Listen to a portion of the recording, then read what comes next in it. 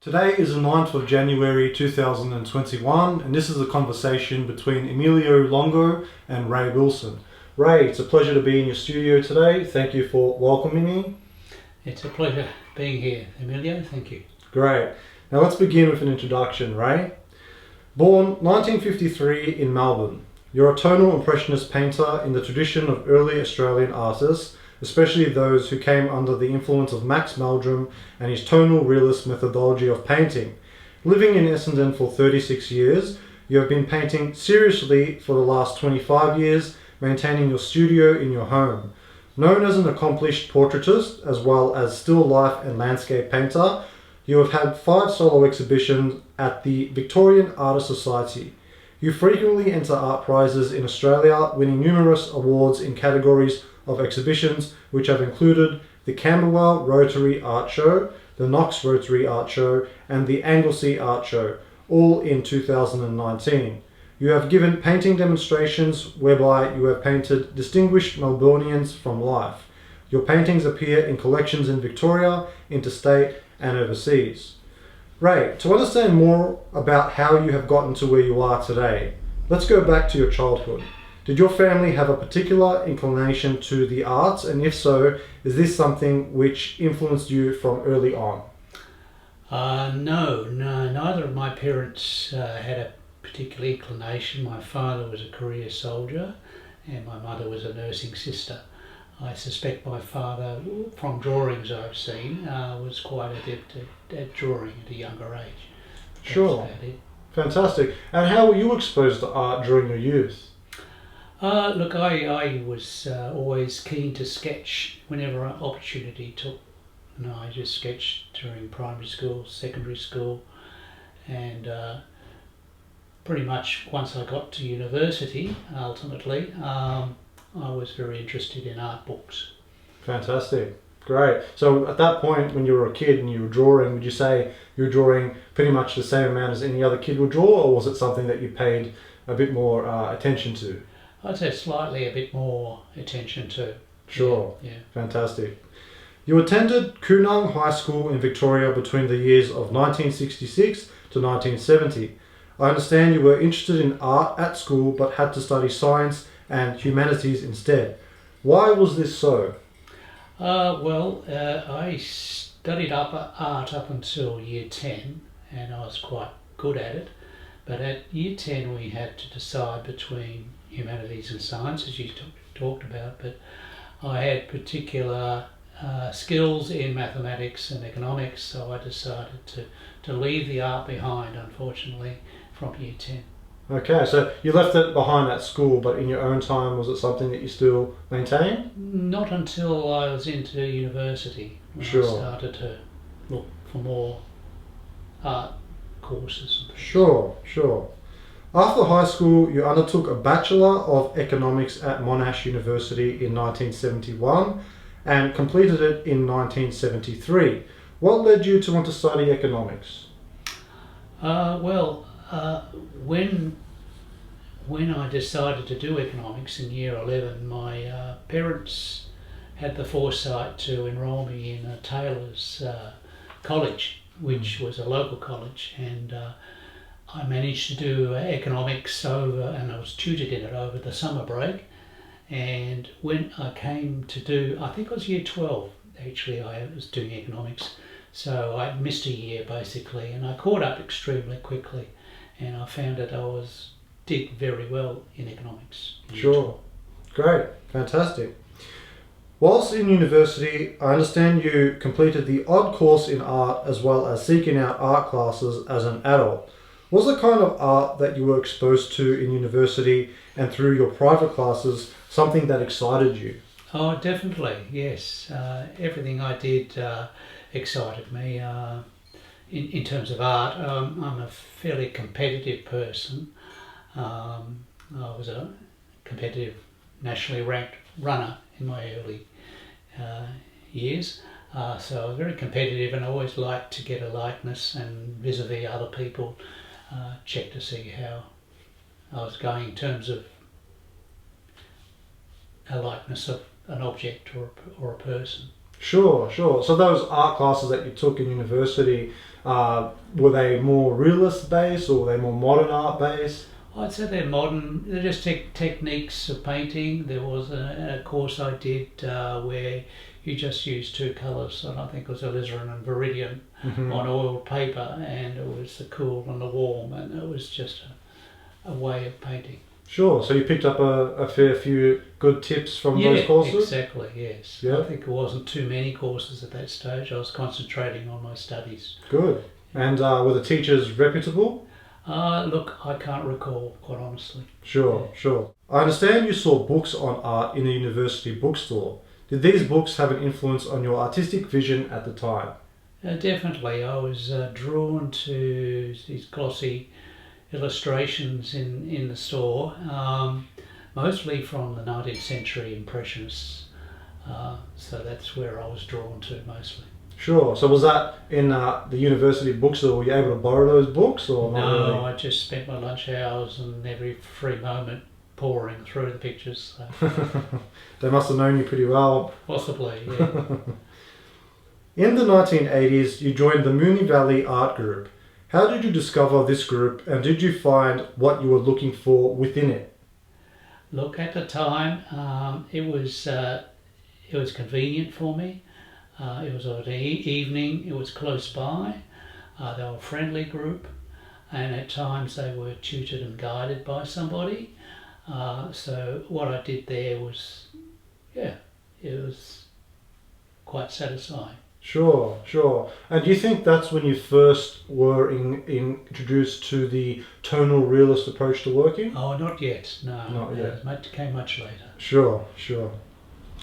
Moving forward, between 1993 to 1996, you completed a Master of Commerce at the University of Melbourne. Was completing this Master's part of a job requirement or was there another reason? The reason I started to do my Masters was that a friend of mine had done it, and I think he encouraged me to do it. Also, at that time, I was redeployed in my public service job. Mm-hmm. I mean, I was still a public servant, but my job that I had was no longer in existence. So I chose to use that time and to effectively train up myself for something. Sure, sure. So your public service job, what does that involve? Back then, I think it was a state boating council. It was the Marine Board of Victoria. So it's administrative work Sure. involving boats. Fantastic. Great. You worked in a public service job for over 22 years with a particular focus on innovation and technology. Can you describe more about your role during this period of your life? So I've already asked you that question. Would you like to elaborate on that anymore? Sure. Well, I just broadly, I started my public service life in Vic Roads, Okay.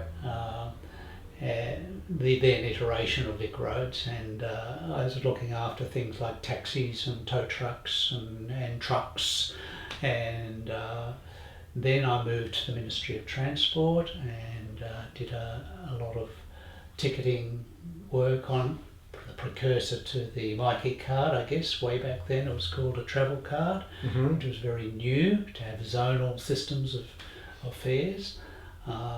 Quite a range of things within the Ministry of Transport. And thereafter, I left at that time when I was in the State Boating Council. I moved to a completely different department, which effectively was an economic development department. And I was involved in corporate services there, looking after performance measures and planning. And then thereafter, we moved into another area which administered grants to industry, very large grants to either invest in Victoria in terms of jobs and money, or to keep them in Victoria. So we're talking substantial, say, $1 and $2 million for the Wow. automobile companies to stay in Victoria. That was called the Investment Support Program. Thereafter, after the global financial crisis, I managed and administered a grant fund called the Industry Transition Fund for those companies that were in the process of transitioning out of the old Rust Belt companies into industries, into newer, more innovative industries. And that's shortly after that, it's when I retired. Sure. So whilst you had this public service job, you were still painting in your own time? Not so much, no. I was probably not doing a lot at that time. Sure. Whilst working in the public sector in the 1990s, you stumbled on the Victorian Artists Society and started taking classes there. How did you discover the VAS at the time, and what was your first impression of the society? I was located very close to the VAS. They were just around the block, and I discovered the building because of its heritage nature. It was just a magnificent facade and building, and my interest in art drew me into the building to look at their exhibitions, which they changed quite frequently. It's at that time I managed to communicate with the secretary manager there, who was very open and happy to talk about the society, and I became so much interested that I became a member and started to take classes at the society. Fantastic, that's great. Now Ray, for viewers who may not be familiar with the Victorian Artists Society, can you provide an overview of its vision and why it is such an important part of the history of Australian art? The vision of the society, as I understand it, is to promote art and to support professional artists and amateur artists, but also to provide the ability to educate artists and also to allow the opportunity to exhibit paintings. Sure, absolutely. And with the Victorian Artists Society, they're very welcoming. If one's walking past the society, they can come in and have a look around. Absolutely, it's open and it's free to the public. We openly encourage, or we used to openly encourage people to come in and look at the building. And the classes that are available there cater for all media and all standards. Fantastic. So I can't see why it isn't more. It's very open. Great. I understand your first teacher at the Victorian Artists Society was renowned watercolourist Margaret Cowling. Your initial intention was not to study watercolour, however it was your only option at the time as the oil painting class was full. Can you explain the training you had with Margaret during that particular year? Watercolour was very new to me. Margaret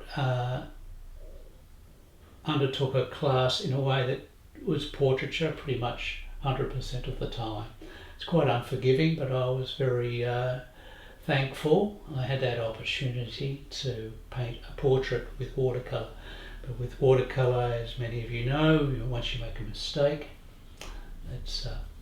But once the opportunity to get into the oil class arose, I switched across. Fantastic. And since that class, did you ever go back to the watercolour medium? No, but more recently I've had a hankering to return back to watercolour. So in the near future I might be experimenting with watercolours again. That's fantastic, Ray. Good on you. Your next teacher at the Victorian Artists Society was Max Wilkes, who is an established oil painter and pastelist. What drew you to study with Max, and what did your training involve during the several years you were with him? I was very lucky to get in to see Max, and he was very helpful he's quite a colourist. He encouraged the use of the rags to rub away things, any mistakes that you made. He was all for losing edges on subjects. It was a very good basis to start. Fantastic. Do you find that when you started working with oils with Max, a lot of the teaching and learning that you had undergone in the university that you were in while you were studying economics, did that learning help you with what you were learning from Max, or did you have to completely forget what you were taught and just absorb exactly what Max was teaching you? To tell you the truth, up until then I hadn't really learnt much at all, so I guess it's discarding the old and accepting the new. Fantastic, great. After Max gave up teaching at the Victorian Artists Society, he went on to study with oil painter Gregory R. Smith for 10 years at the Gregory R. Smith School of Painters in Strathmore. Can you outline the training you undertook with Greg? Greg was a very masterful teacher in the traditional method, and I learnt heaps. I mean, 10 years is a long time. There are mantras that run through my head at the moment that when I teach or when I paint, things like, is it too light, is it too dark, is it too warm, is it too cool, on a tonal range of 1 to 10, where does a colour sit, the use of a brush, measuring angles, using the brush for so many things, using the brush to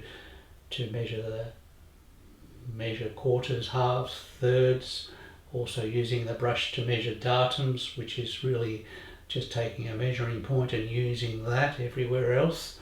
So many things, highlights, using the highlights to measure angles in a painting. There's quite a lot of stuff that I learnt through Greg. He also encouraged really spending some time on a painting.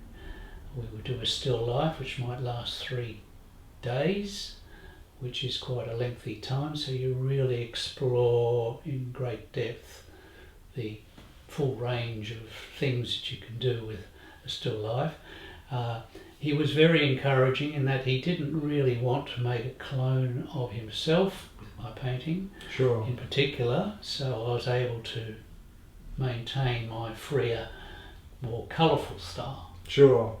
One aspect of his painting is that he uses a lot of raw umber in a rubbing, which was suited me at the time, but in subsequent years I've moved away from that process because it gives to me a more, you can recognise that sort of a painting pretty much straight away because of the brown, Sure. raw umber look Sure. of the painting. Absolutely. So you were studying 10 years with Greg, and was this just 1 or 2 nights a week? Just one night a week. 1 night a week, And okay. that was probably 3 nights over a month, because the night I attended, there was a council meeting at the Vic Arts, so Greg couldn't attend. Sure, sure. While studying with Greg, you began taking the Wednesday morning class at the Victorian Artists Society with twice VAS Artist of the Year, Ray Hewitt. You maintained this class for several years until Ray retired from teaching. What are the key points you took away from your training with Ray? Ray was really suited my style of painting. He was all for painting quite quickly, using a limited palette, using very defined brushwork, not overworking anything. And he was able to pick up any salient issues I had with a painting just by picking up a brush and doing a 1 mark on it. He pretty much fixed things for me.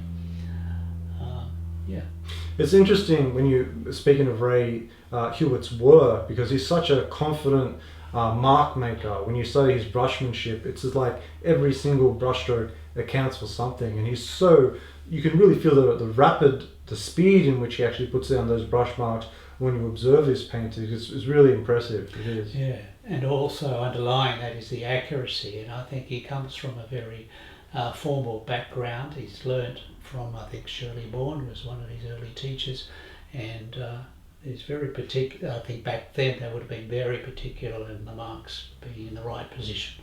Fantastic. The shapes being in the right shape, as we tonalists like to talk. Sure. He's a great painter, Ray Hewitt. I understand Ray has been a long-term mentor to you over the years. How has his mentorship helped you? Look, I've been very observant of his plein air painting, and I've been lucky enough to have that opportunity several times, and particularly the use of it, as I said before, the limited palette, but also the speed that he applies his paint with, capturing something. And he's also taught me not to be as accurate and using a bit of artistic license, moving subject matter from here to there. The limited palette's been probably a really big thing for me. It gives a bit of uniformity to a painting, and knowing how things mix up to make a dark and a light is just so empowering. Mm-hmm. Yeah. Sure. Do you find that when you discuss art with Ray, your own artistic sensibilities align with his? Oh, most definitely. Especially he likes to do things as simply as possible. You know, whether it's finding a bit of canvas or it endears me to him, the fact that he tries to do it simply. Sure. Once Ray retired from teaching, I understand Stephen Doyle and winner of the 2016 AME Bale Travelling Scholarship and Art Prize, Ben Winspear, took over his class. In fact, you still attend this class to this day. How have Stephen and Ben helped you improve your knowledge of painting over the years? Steve was again very similar to Ray. I think indeed they are good friends. He wouldn't provide a lot of tuition to me, but what he did was so important. One thing he did was to remove some sharp edges. Like at the end of my painting, I'd be a lot of sharp edges. He'd get a rag and rub it all out, and it makes such a difference to what we were seeing. He's also experimented with lots of media, which I appreciated. We did such things as collage, drawing with the human form, portraiture. So it was, quite an enlightening time. Sure. With Ben again, he was very keen on drawing and introduced me to the model and the human form, which I had done in the past, but it was just refreshing to try that again. He also introduced me to some new colours, which I have been using a lot in my painting. Some was it Michael Harding's King's Blue, which it's been a bit of a really a wonder to use for various greys and in various aspects. Sure, that's fantastic. So just going back to your training with Stephen Doyle there, you mentioned you'd done collage. Did you find trying those experimental things helped your painting? Look, I was only the one session that we did, but I'm sure it has. All these experimental things seem to be helping me. Sure. If I might say here that I did a workshop with Clive Sinclair several years ago, about the time I was with Stephen Doyle, and Clive, who also does watercolour, he does oil painting, but he's a very free painter, and that seems to have freed up my style no end as well, which I've become quite bold in my approach. That's great, Ray. And with Ben, he heavily emphasised drawing, is that correct? Yes, he's from that background where they encourage a lot of drawing. So we had the opportunity of drawing a model several occasions. Mm-hmm. And, Sure. And nowadays, do you still draw much, Ray, or do you just focus on doing your drawing whilst you're painting? No, I do a very limited amount of drawing with my brush on the paint surface. However, I do find using the paint itself, I'm able to draw both using the brush in a positive way and also using it in the negative way, what I call the yin and the yang. So you can actually draw by filling in the background around something. Sure. So I think that's a very important way in the tonal method. Sure. You can get away with not drawing. So. Sure. Great. After joining the Victorian Art Society in the 1990s, you were subsequently elected as a council member, and from 2015 you were appointed treasurer for 3 years, followed by taking up the manager-secretary role for 5 years, whilst project managing the $2 million restoration of the heritage-listed building which the VAS occupies. How did you come to take on these roles?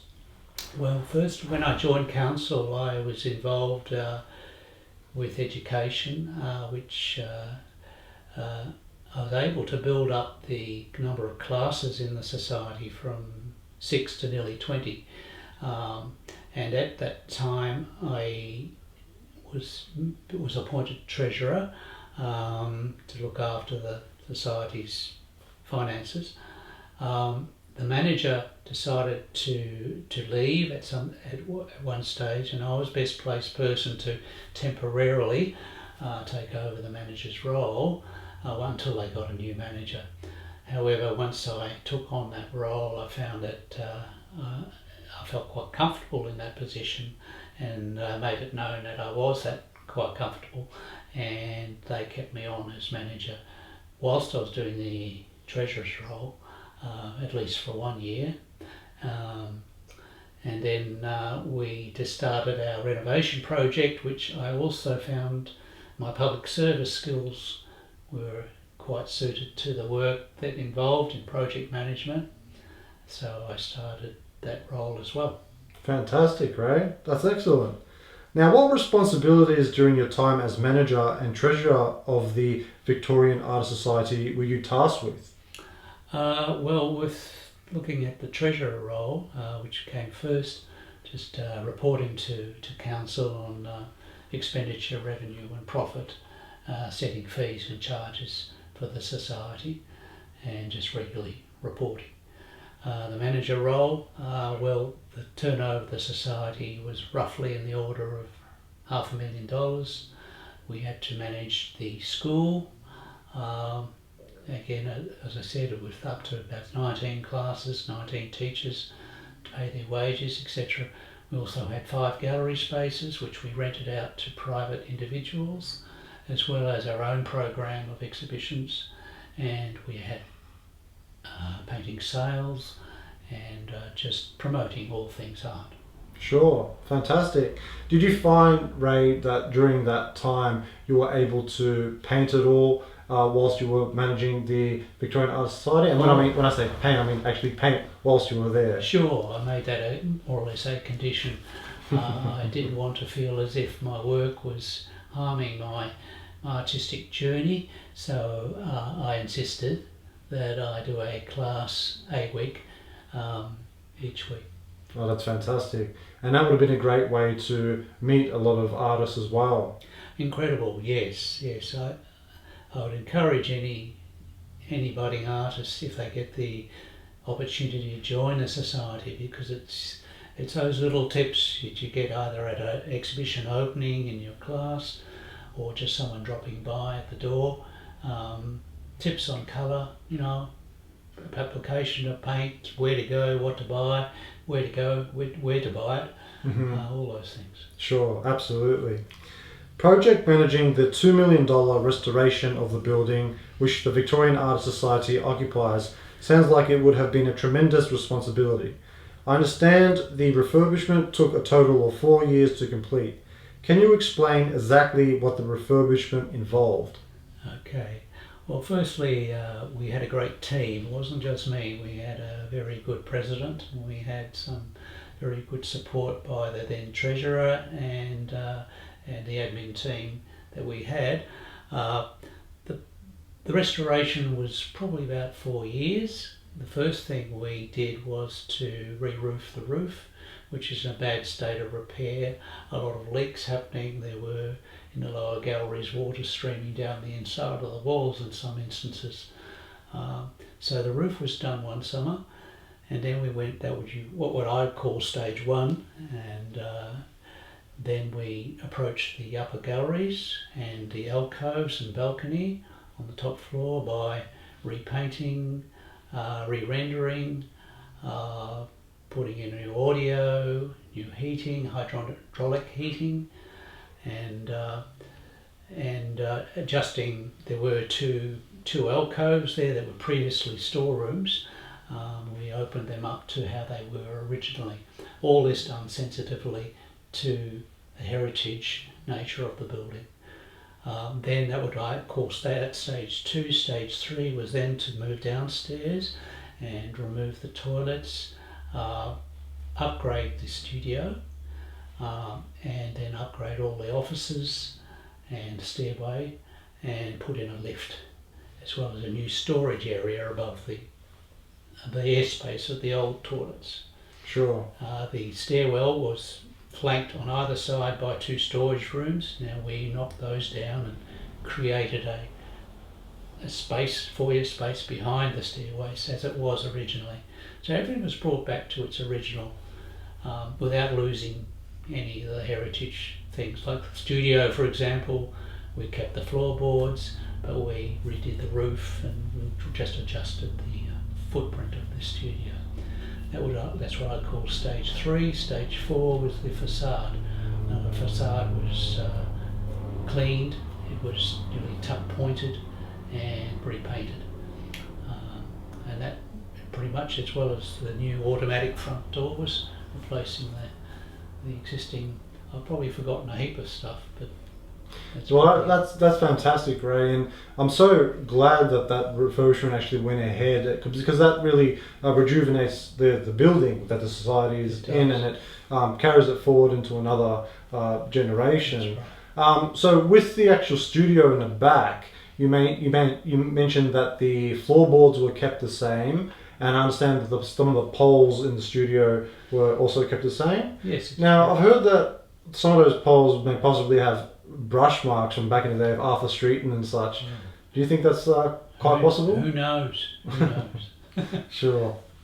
Since retiring as manager and treasurer of the Victorian Artists Society in 2019, you have undertaken relief tutoring for various workshops, as well as judging a number of exhibitions there.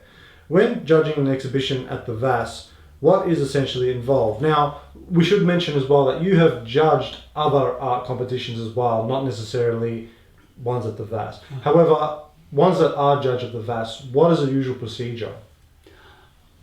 Okay, well, a judge would, and this is how I would judge my shows as well, would go around the whole exhibition. I could spend a lot of time looking at all the media involved or something, and then I guess assessing, shortlisting the paintings that they had a personal connection with, being mindful of technique, the mastery of the medium, and composition, I guess, but mostly having that sort of emotional connection to it. Mm-hmm. So that's the way I judge, and it's not an easy process by any means. Sure. And each one has their own methods going Mm-hmm. about it.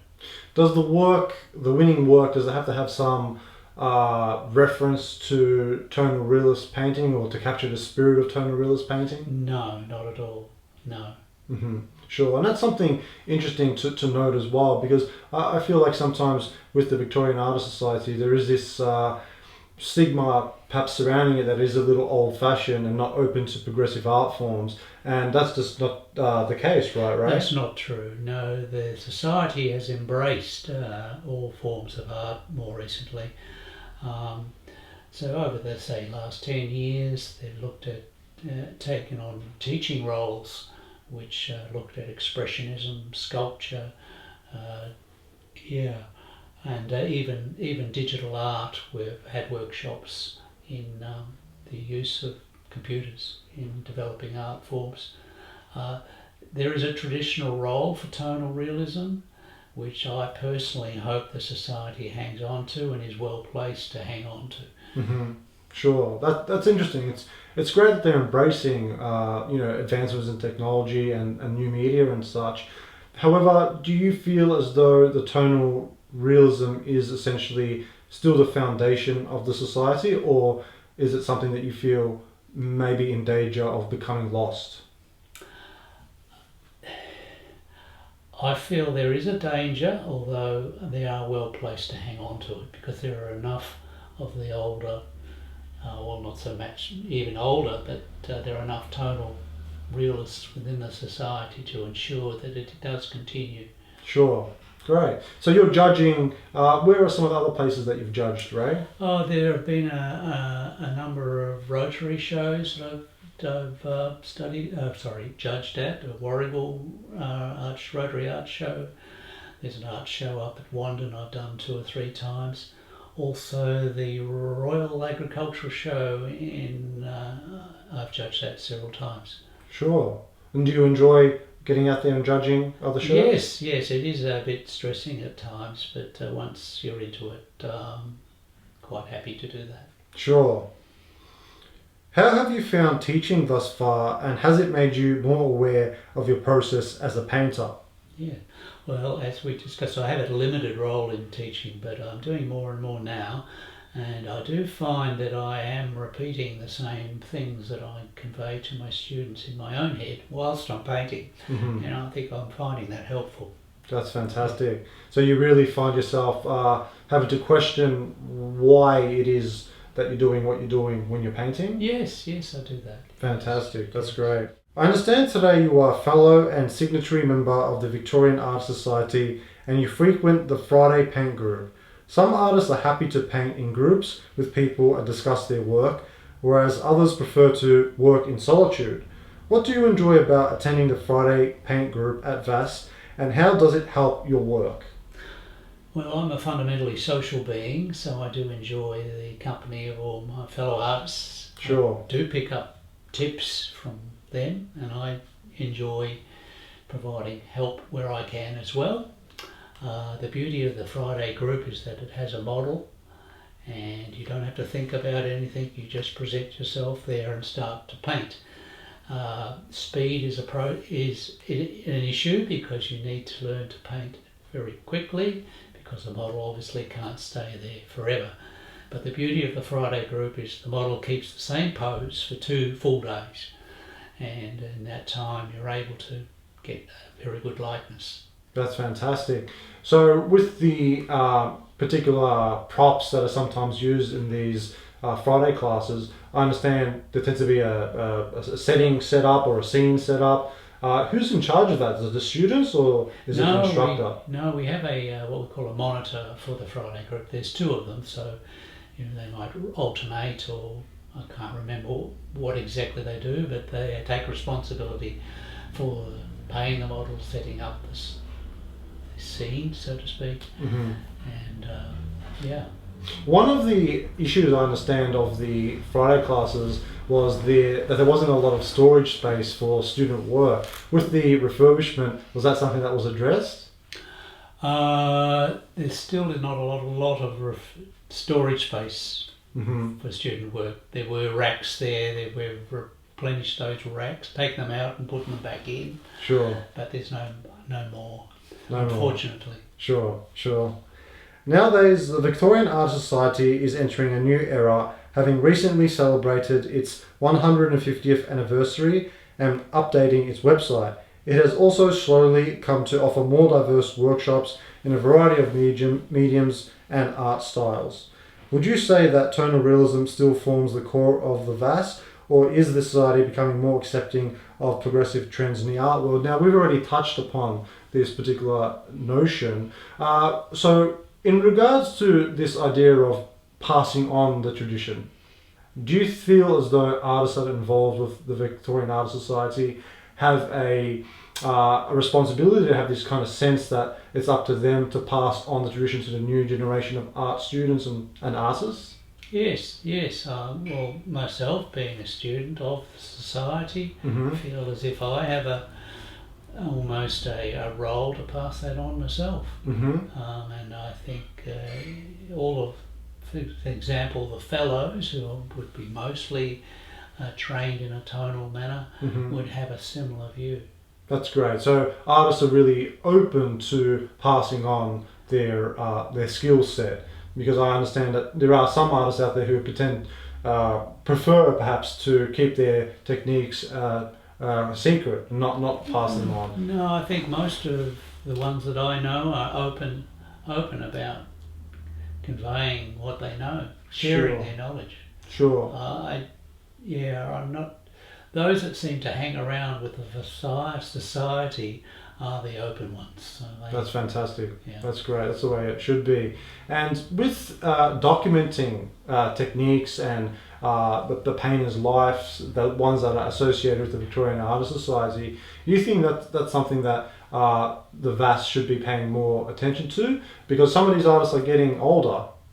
Oh, absolutely. I think that's a very important thing.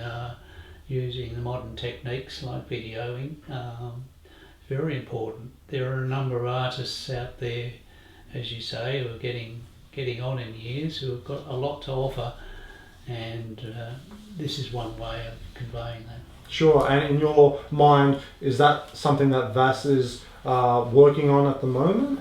There has been from time to time thinking that classes should be videoed or workshops should be videoed.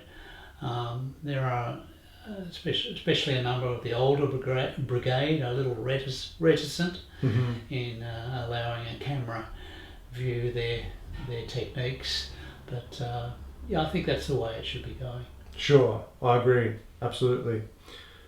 Now, moving into your own work, your work is characterised by powerful light effects, loose brushwork, and sensitivity to the subject. You work in all genres, including still life, portraiture, and landscape painting. What is your opinion on each of these genres, and do you find that you approach them slightly differently? In a sense, I approach all painting pretty much the same way. There are slight differences in that with still life, I'm able to spend much more time, take a more considered approach, because time is not an essence like there is with plein air painting, and the light is changing so quickly, or with portraiture where obviously a model needs to take breaks or you can't employ them for a full day or more. Sure. So you believe that you approach all the genres using the same approach? Pretty much, although with say landscape, I might be a little bit more experimental with my approach, and a bit freer and less literal, and moving things around a little bit, putting in, say, a sky in some blank spaces. Sure. Being aware of composition and making changes. Even though I fundamentally paint what I see, I add a few extra things in sometimes. Now with still life, I might spend more time in defining things. Absolutely, yeah. It always helps when things aren't moving on you. By observing your plein air paintings, one really gets a sense for the various locations you travel to paint. How do you identify landscapes that have the potential to be painted? Is there something in particular that you're looking for? Well, usually it's a point of focus, a point of light, or even a point of darkness, or a contrast of the two. So Sure. it's a bit of a composition thing. Often I'm sort of looking for probably too much of a sort of a romanticised ideal of a landscape. Sure. I think a lot of us have this issue sometimes when we're out driving on the road and we come across a particular scene. We'd have a tendency to stop and look and observe and think, wow, that'll make a great composition. Do you find yourself having that problem? Absolutely, Ray? and I store them away, and sometimes I revisit them. Yes. Fantastic. You are particularly drawn to the study of light through your work. Your aim when painting is to keep things simple and painterly. Can you explain how you achieve this without overworking the piece? Yes. Well, I try to keep things clean. I paint wet in wet, but I also use a rag to remove paint where I think it might get a little bit muddy. I mix on my palette. I don't, and some people do, mix on the canvas. I mix on the palette and try and match the colour that I want to achieve on the palette, and then I confidently approach the canvas and put the paint on and then move back. Sure. So I guess that's not a lot to explain why it's not muddy, and I do enjoy colour, so I try to keep my colours clean. Sure. That's fascinating, Ray. So when you're thinking about your approach to putting down on canvas what you're observing in nature, how much of it is truth to nature and how much of it is beautifying what's already there? So you're, in a sense, you're making the scene look idyllic. Would you say you're more of a realist in the sense of truth to nature, or making things more prettier than they are in nature? Truth to nature. Truth to nature. Truth to nature. It's almost any prettying up is not conscious. Mm-hmm. For want of a better word. Mm-hmm. It's because I tend to use sort of vibrant colours, maybe fractionally in the colourful zone. That's why it does look a little bit more prettier than it should, but I try and attempt to get as close to nature as possible. Sure, fantastic. By observation. Yeah, and that's essentially from what I understand the Meldrum approach, because it is a very scientific method of painting. Which is the beauty of his method. It is scientific. It's almost something that can be taught to anybody. It does help to have some skills in drawing, but using that method, there's the ability with practice for anyone to get a very good likeness of what they're painting. Sure. No, it's a fantastic method, the Max Meldrum School of Painting. Concerning your painting process, you use a round bristle brush to draw with and a rigger for adding finer details. Your main workhorses are flats. Your preferred painting medium is medium number 1 and 2, Stain Oil and odorless turpentine. You tone your canvas with diluted ultramarine blue, burnt sienna and titanium white. Your palette consists of yellow ochre, French ultramarine blue, titanium white, cadmium yellow, cadmium red, burnt umber, raw umber, burnt sienna, ivory black, light red, permanent alizarin, king's blue deep, Windsor violet and viridian. Is this palette a typical tonal realist palette, or have you modified it to suit your own liking? Look, in a sense it is typical, but it's also been modified by what I've been introduced to and what I find works for me. You talked about that tonal, the palette. I don't actually, when I'm out painting, I observe what I'm about to paint, so I don't necessarily use all those colours that you mentioned there. I've had a lot of experience in using a very limited palette, like such as the Zorn palette, which has only got 4 colours, and or variations of, and that Ray Hewitt introduced me to. Just by example, yellow ochre, light red, ultramarine blue, and white, I think can get you a long way.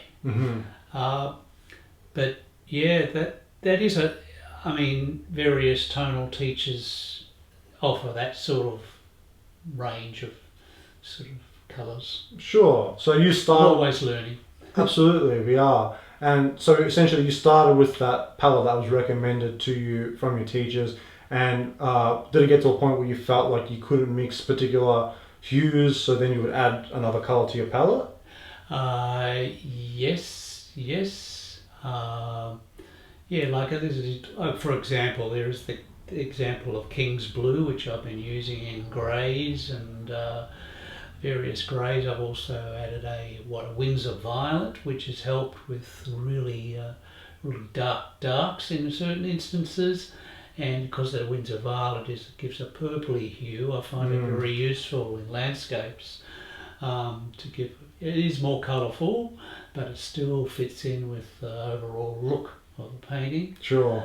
And also understanding the particular components of a colour where it's transparent, and using it as a basis for other things like burnt sienna underneath a warm colour. Sure. There's lots of tips and tricks. Absolutely. I understand some of your early influences were the 19th century Impressionists, most notably Vincent van Gogh, Arthur Streeton and his colleagues who formed the Heidelberg School. Beginning with Van Gogh, what is it about his work that inspires you? Van Gogh, it's the light that he is able to get out of his paintings, the application of paint. I'm particularly drawn to the thickness of his paint. Sure. Although that's something I've always been a bit scared to do. And it's a simplicity. Again, I'm drawn to simple things. But that said, Van Gogh was the drawings that he did were very, very accurate. So Absolutely. it's probably from that background, the advance. Well, he had an academic training. Yeah, He started with it mainly self-study on his own, and then slowly he developed his own style of working. How about Arthur Streeton and the Heidelberg School? How have they been of influence over the years? Well, Arthur Streeton is a bit of a hero of mine. I think it's the way he was able to elicit the Australian light, the Australian bush, particularly the Australian way. I mean, he didn't use a lot of figures in his work like, say, McCubbin, but still able to elicit a lovely feel in his paintings. You could see the brushwork, but it's still a simple, fairly simple composition. Yeah, the light in Streeton's work is just incredible. Never ceases to amaze me. More recently, your influences have been Max Meldrum and the work of his students, particularly Archie Cahoon. Meldrum has in fact had a great impact on you, as his methodology of tonal painting is what forms the basis of your own work and teaching. What is your opinion of a lack of a finely rendered linear underdrawing, which the tonal realist approach is based on? Do you find this to be more challenging to resolve the painting, as the composition is so open, or does this openness work to your advantage? The openness works to my advantage, yes, indeed. I do a limited amount of drawing. I still place what I'm painting within the bounds of the canvas. I also draw with my brush, but that's when I stop and then I apply the paint. But I also use the paint to draw. I paint in the positive outline. I also do the negative, like painting in the background, drawing that way. I call it the yin and the yang. So you're able to push and pull using those words, are painting together. Sure. So some of the tonal realists use a scrub-in to begin their painting. Ray, do you use a scrub-in? I tend not to. I have been trained to do that, but I've moved away from that. I find that a little more time-consuming. I'm able to now I get the big tones in very quickly, but I don't bother with the scrub-in, because often they use raw umber, which gives a fairly browny effect to the painting, and it endangers you to get a muddiness. Sure. Which I steer away from. Sure, interesting. So in your own experience, do you find that working with a underdrawing is easier, or is it easier for you to work with no drawing whatsoever? Oh, I most definitely need a drawing of some kind, drawn with paint, with a small brush, at least positioning it and drawing outlines. But it doesn't take much before I start to apply tonal blocks of paint. Sure. So you get into colour fairly quickly. Very quickly. Very quickly. Sure. You're also inspired by the work of Australian painter Ron Crawford. What is it about Crawford's work that you favour? The paintings I've seen of Ron's and the Victorian Art Society have at least one example of, and that's a portrait of a lady. I was just blown away by his use of paint. There might be just 3 tonal shifts, and without any blending, those tones are lined together, which shows the planal shift of a face. It says so much with so little paint that I was immediately drawn to that methodology of painting. That's fantastic. Which is basically Meldrum, the Meldrum way. Sure. It's almost distilling the process of painting to its pure essence. I think using the minimum amount of tone, minimum amount of brushmanship to achieve convey that sense of an image. that sense of three-dimensionality. It's quite incredible. Yeah. Some of the current artists who you follow are the Australian painter Collie Wisson and the American painter Dennis Perrin. Both of these painters have a tremendous sense of light in their paintings, and the way they capture a scene is with great truthfulness without making the painting look overly laboured. I understand this is something which you are currently challenging yourself with, that is, to complete paintings from life quickly by painting wet in wet, using lots of medium, adopting as many shortcuts as possible, utilising large brushes, pre-toned linen, underpainting, then using your experience in colour mixing and visual knowledge to enliven the picture with a painterly approach to capture a mood. As such, you attempt to complete a painting in approximately 2 hours. This is often by necessity rather than choice, either because of the change in light or availability of time and or a model. Using this looser approach to realism can really show the experience a painter has. Do you find that majority of your paintings are able to be resolved using this approach, or is it a little hit and miss? Most of them these days, I mean, I look back at my old work and I see a lot of misses. These days, using that approach, I'm getting more hits than misses. That's great. So you're really becoming more accustomed to the visual information that you need to put down and what you need to leave out in order to make the composition successful. Correct. It's all about visual knowledge and your training your observation. Yeah, each painting presents its own challenges, but I've seemed to have stored away methods of overcoming those challenges. Sure.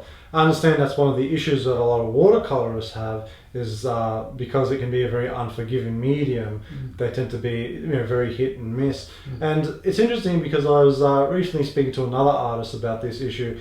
Do you feel as though there is some ongoing rivalry between oil painters and watercolorists?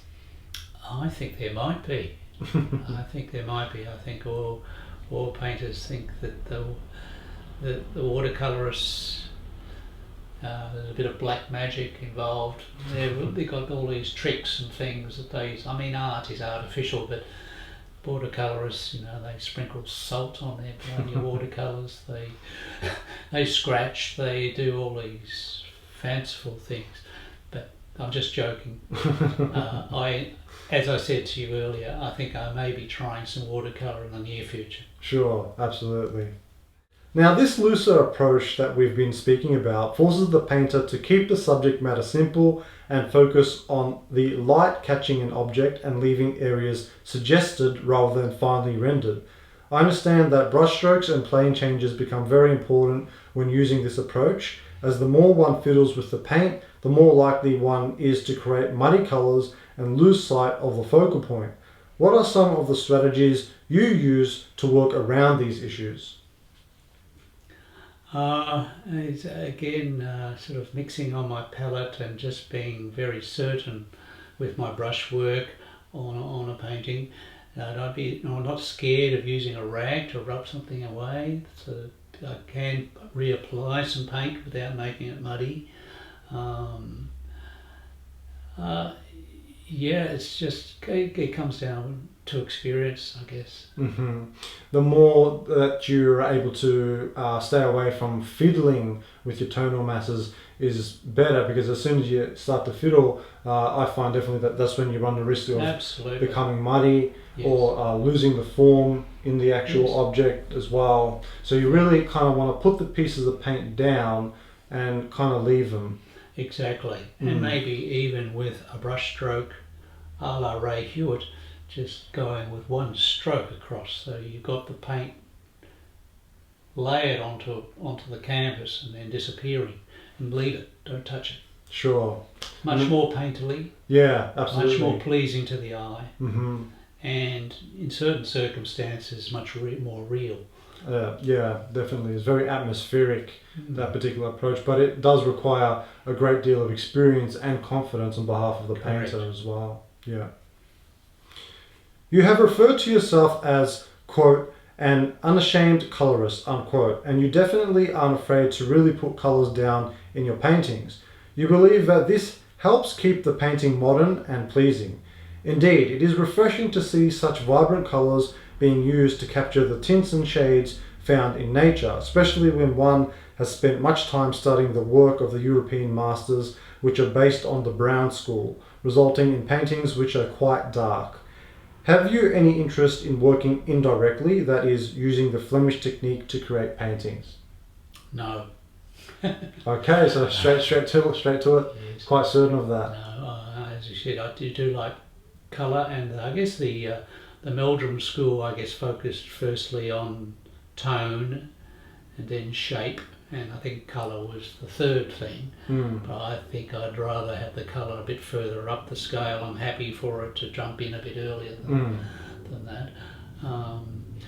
And having had some experience with the underpainting with raw umber, my personal preference is to hit the tones and the colours much earlier. Yeah. Sure. So it's interesting because we're talking about the school of painting that's attributed to Max Meldrum, the Max Meldrum School of Tonal Realism. We've been speaking about the Heidelberg School for a little bit. With European art history, European painting, Ray, is that something that you're interested in as well, or not as much?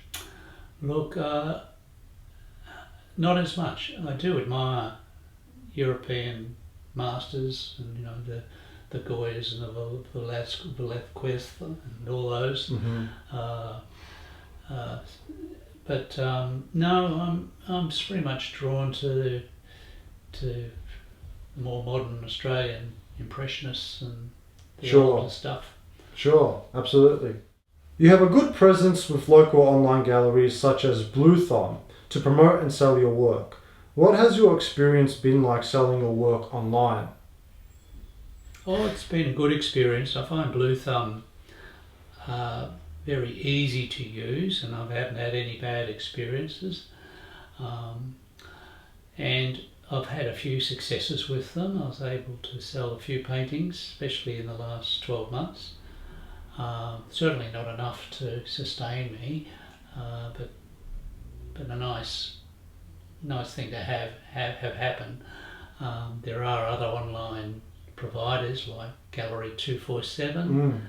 I've also got some paintings on a couple of other websites which are gallery based. There's the Eagle's Nest Gallery in Aireys Inlet. Okay. And also the Victorian Art Society now has paintings online for sale. That's right. So, and I'm beginning to explore more and more of that sort of thing, particularly with my own website, which I'll be developing in the next month or so. Fantastic, Ray. That sounds great. Now, my next question concerns commission work. Do you have intention in the future to take on commissions yourself? Look, I'll never say never. One thing about commission work is that I am, I guess, basically paint what I like to paint. In terms of free painter, I don't really want to be knuckled down to say a photograph or a particular genre of painting. I also would feel a little bit as if my preference is not to be committed for someone to pay me for something unless they really like it. So I offer them that opportunity to refuse accepting a painting that I did. But Sure. And I do know there are a number of artists who feel a little bit constrained by doing commission work, and indeed some artists that's all they do. Sure. Which I think I'd lose a lot by doing that. Yeah, it does really put you in a box when you take on your commission work. You're really in a sense you're giving away your own creativity and painting whatever your client tells you to paint, essentially. Now, we've been speaking about this idea of truth to nature and how it's such a central theme to your work, Ray. When we think about the issue of photography and using photography in painting, where do you stand? Well, I was trained by various teachers, particularly Gregory Smith, to paint from life, a la prima in one sitting. And that has struck a chord with me, and I've been true to myself up until now. However, one of my art teachers, Ray Hewitt, has suggested that some of the best artists use photographs, and indeed I know that Ray does also. So I'm beginning to turn the ship around and focus. Maybe I might incorporate photography now that I've got the basics underneath. I think that's one of the fundamentals of being able to paint from photographs, is to have the fundamentals of the tonal approach before you move down that track. Yeah, that's really well said, Ray, and I completely agree with that. I think, you know, the idea of implementing photographs into one's process, that's fine, but definitely one needs to have an understanding of painting from life. Sure. So one can then compensate for the shortcomings perhaps of the photograph, or the things that might not be essentially picked up by the photographic lens. You can then take your knowledge, your stored knowledge from painting from life, and add that to a painting when you're painting from a photograph to fill in the bits, so to speak. Yeah. One other thing with photographs too, I find them useful. Having my own mobile phone, is to snap a human form or an animal moving through a subject that I can put in later. Sure. So that's useful. Absolutely, definitely. In your own experiences, in our current times, do you believe it is possible for a painter to earn a living from painting full-time and selling their work to the public? From my understanding of those tonal painters that I know, I don't think it is possible to maintain a living just by purely painting and selling. I think most of them would either undertake education, tutoring, teaching, or workshops to supplement their income. I think a lot of retired people are able to pursue it like I am. I think with superannuation, I'm not reliant on my art to survive. So. Sure, fantastic. That's well said, Ray. It's a very challenging.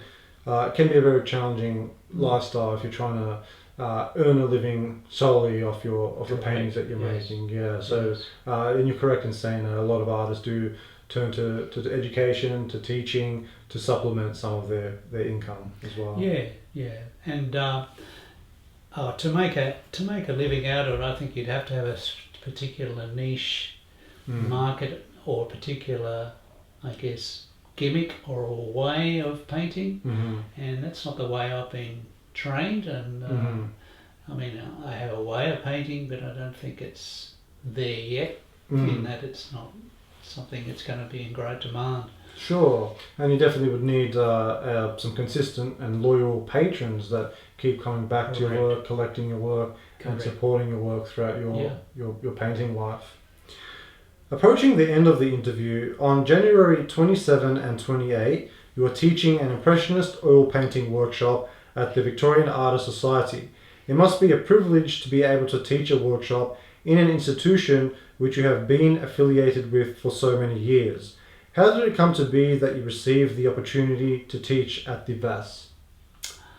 Well, I have done some relief teaching at the VAS on a term basis when some teachers haven't been available. And the VAS management are familiar with my work. I do exhibit a lot at the VAS. I did volunteer to undertake a term class earlier this year, but because of COVID, wasn't able to go ahead. So the management is quite comfortable with me doing a class, so that was why they agreed that I do a workshop in January. That's fantastic, Ray. And how are you feeling about that? You're quite excited about it? I am excited. I've had a little bit of recent experience with workshops in a local country area, so I'm just glad that I'm able to flow on with That's fantastic. that workshop. And I'm very happy that you've got the opportunity to teach at the VAS after giving so much of your own time to the society as well. What advice would you give to art students who are really trying to make some breakthroughs with their painting using the tonal realist approach? Well, I guess fundamentally, like one artist teacher said to me, you need to paint more. I think anyone should paint more. Learn as much as you can. Get involved with the Victorian Artists Society, because in many different ways you're able to pick up tips and yeah. Sure. And for viewers, Ray, if one wanted to become a member, what's the easiest way to go about doing that? That is to become a member of the Victorian Artists Society. Oh, it's an easy process. You can either front up in person or ring up. They can arrange membership. In the old days, they used to present a portfolio of work, and then you'd go to council to decide whether you're a member. But these days, we're much more accommodating. I think you may be able to join up online. Fantastic. And with the membership, the way that it works, there's a yearly fee, is that correct? It's a yearly fee. There's an initial joining fee, I think now $50, and then an annual subscription could be as much as $130 if you're a metro. If you're a country member, I think it's about $80 or $90. So each year the subscription is all you pay. Sure. And the benefits of being a member are several. We have life groups which you're able to attend on a Wednesday and a Saturday. You're able to exhibit your work in the seasonal shows of the Society, plus many of the themed shows that we have at the Society. We also have discounts on classes that we provide, and we have many openings of which are open to the public, but you have I guess a special. You feel a bit more special if you're a member. Sure, fantastic. That sounds great, Ray. What are some of the things you would like to achieve with your work in the years to come? I guess fundamentally more recognition. I'd like to be a bit more collaborative with my work in terms of I do paint a lot by myself. I'd like to certainly increase my sales. Fantastic. And you're also expanding your studio, I understand? Yes. I'm lucky enough to have a small studio in the country at Aireys Inlet, but I'm also operating out of a very cramped bedroom at the moment, and I'm hoping to double that in size with a new studio earlier this year. Sure. And your country studio, is that got a good size? No, it's quite small, but it's brand new, and it's about 2 by 3 meters, but it's big enough. Fantastic. That sounds great, Ray. In conclusion, are there any upcoming exhibitions or workshops besides the one we spoke about that's happening at VAS on the 27th and 28th of this month? Are there any others which you would like to mention? Look, I have 2 exhibitions coming up. One is at the Incinerator Gallery in Moonee Ponds, Okay. near the Maribyrnong River. Yep. That'll be for probably a month and a half. The council have offered me space there, and that will start, I think, around about the 22nd of January, Okay. running right through to mid-March, I think. Wow. Okay, great. And that will include local scenes in the Moonee Valley plus still life. I also have another exhibition that the Surf Coast Shire are running at the Art Space Gallery in Anglesea. And that will start on the 17th of February and running for 10 days to the 1st of March. And that will include scenes of the coastal area plus still life, and that's in collaboration with another artist. Fantastic. Also, we'll have the launch of a website very soon too, details of which I'll give you in a minute. That's fantastic. Ray, are you planning on selling your work directly from your website as well? I do, yes. Yeah, great. Is making prints of your work something that you've thought about doing? Well, that has crossed my mind, yes. Yes, it's just a way of approaching it, really. But Sure. I have got the name of a decent printer. I guess it's getting my head around the concept. Sure, absolutely. Something to think about. Yes.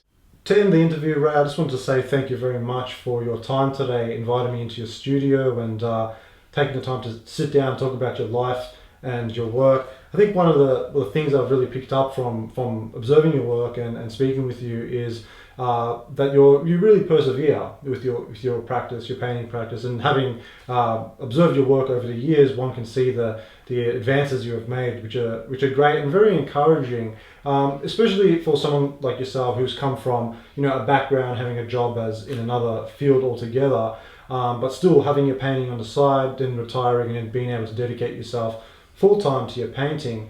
You can see the improvement with your work. I think a lot of us sometimes we have the delusions of grandeur that we got to just quit our job and full time focus on painting and just put ourselves in some studio. And unfortunately, we can't all do that due to the cost of living these days and things like that. But I think you're a great example that through having your painting, keeping it going on the side whilst having a full-time job. I mean, it's possible to make and running a family and running a family. We should not forget that as well. That's another full-time job in and of itself. Through perseverance, you can really make achievement and achievements with your work and make progress and get to the point where you are right now, where you're able to sell works and judge art competitions, which is fantastic. And I want to say I wish you the very best with your practice into the future, and I look forward to seeing how your work continues to develop, and hopefully I hope you do get the recognition that you deserve as we move into the future as well. Thank you very much, Emilio. I don't know whether it's appropriate to give any contact points at this time. Which was precisely the last thing I was going to say. Oh, okay. If you would like to state your website or your email address for viewers. Sure. The website will be raywilsonarts.com. Quite a simple one. My email is runrapidray at gmail.com. And I guess the only other would be a phone number, but I guess that can be obtained on the website. Sure. Eventually. And are you on Instagram or Facebook? Instagram, yes. My Instagram is runrapidray, where all my paintings are on display. Fantastic. And Facebook, it's just Ray Wilson, and there's an image of me, but I know there's probably more than one Ray Wilson out there. Sure, and if someone's interested in purchasing one of your paintings, what's the best way for them to reach you? Well, I guess a direct message either through Facebook or Instagram. Great. Whichever way, I'm happy. That's fantastic, Ray. Good luck with everything, Ray, and thank you once again for speaking with me today. I appreciate your time and effort. No worries. Thank you, Emilio. Fantastic. It's Great. a pleasure. All the best.